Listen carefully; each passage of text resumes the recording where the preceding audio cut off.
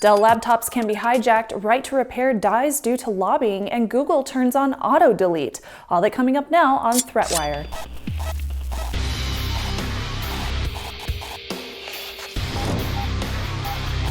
Greetings, I am Shannon Morse and this is ThreatWire for May 7, 2019, your summary of the threats to our security, privacy, and internet freedom. It's time for a quick shout out. Andreas, KAC, Benjamin, Carl, and Dan joined the Patreon team this week. I would also like to say thank you to everyone who contributes to my content on alternative platforms over at snubzy.com/support, where you can go to support the show directly. I'll put that link down in the show notes below, and of course, if you are interested in supporting ThreatWire over on Patreon, and getting a whole bunch of perks, hit up patreon.com/threatwire. And now onto the news. If you have a Dell computer, you might want to update it. News surfaced at the beginning of this month about a pretty hefty security flaw in the vendor's Support Assist utility that comes prepackaged on Dell laptops and computers, otherwise known as bloatware. Support Assist is used for debugging, diagnostic data, and for driver auto updates. It only comes prepackaged on Windows machines, so devices running Linux or no operating system are not vulnerable. The vulnerability would allow an attacker to remotely hijack the machine and execute code with administrator privileges when a user is using an older version of the tool. This could allow an attacker to take over a user's PC without them knowing. A patch was released on April 23rd, but it's likely that many users will not install the new update, leaving them vulnerable to the attack. This is a problem due to a remote code execution vulnerability, which is set up by luring a user to a malicious site where JavaScript code tricks the Support Assist tool into downloading and running files from the attacker's server. It runs in admin mode all the time, so privileges are escalated. Now, on the plus side, the remote code execution attack does require an attacker to be on the user's network, as they would first have to run an ARP spoof attack and a DNS spoof attack. So if you never use public Wi-Fi or you work on a closed network, your chances of being attacked are lowered. But with that said, if a router or another machine on the same network was compromised, then you are at risk.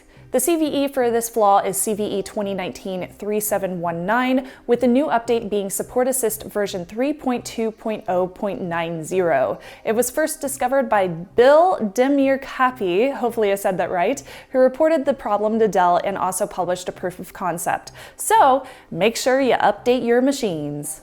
Chosen by our ThreatWire Patreon patrons this week is a story on right to repair legislation, or the lack thereof. Right to repair is advocacy to allow users to fix their own technology with their own tools, software, and/or aftermarket components.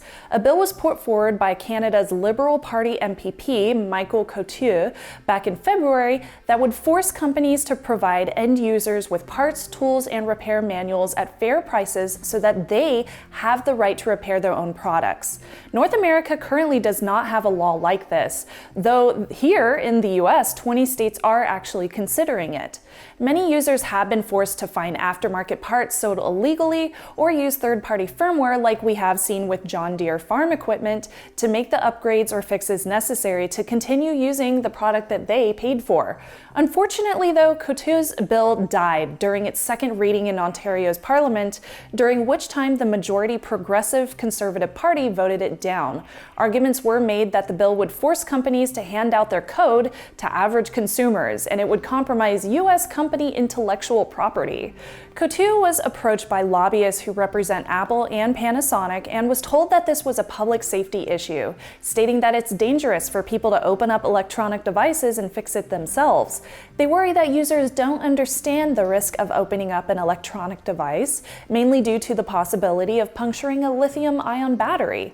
Meanwhile, people do repair their own iPhones using aftermarket devices and components all the time without incident. And so many well-known problems have already occurred, like airports banning batteries in checked luggage, and Samsung's own battery debacle, that it's widely accepted and known that batteries can be dangerous if not handled correctly.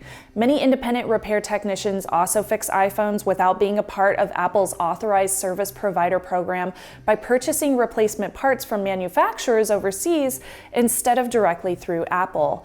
I recently reported on Apple's new genuine parts repair program, which they also seem to be piloting with some repair companies. In California, a similar bill was lobbied against as well. In this one, an Apple rep and a lobbyist for CompTIA met with legislators to discuss the dangers of disassembling an iPhone. CompTIA, along with 18 other trade organizations, sent letters to the members of the Assembly's Privacy and Consumer Protection Committee to oppose the legislation. This bill, brought forth by Susan Tellementes-Eggman, was pulled just before it would be heard on the floor due to a lack of support. Tellementes-Eggman hopes to bring it back next year. Before we hit story number 3, I wanted to say thank you so much to my Patreon supporters. If you are interested in getting access to a slew of extras and perks, even if it's just $1 or $2 a month, hit that button to become a Patreon supporter because it all helps and it shows me that you appreciate the work I'm putting in for this show. And also a big thanks to our Hush Puppy perk level patrons for sending in their fur baby photos. I love them. Keep them coming. They are so adorable. I've got a very short privacy update from Google today because the company just came out with a useful way to automatically delete your location, web, and app history. Google has just introduced an easier, faster, and more privacy-focused way to auto-delete your data right from your smartphone. The location history option, if enabled, allows Google to see where you've visited in the past. This is what tells you last visited here 8 months ago when you go to one of your favorite restaurants or something, for example. Web and app activity track websites or apps that you have visited or used, and manually deleting this data can be a pain if you have left it on, and you may not want to disable the functionality due to convenience. Unfortunately, even with these options disabled, Associated Press found last year that Google still tracks some of this information.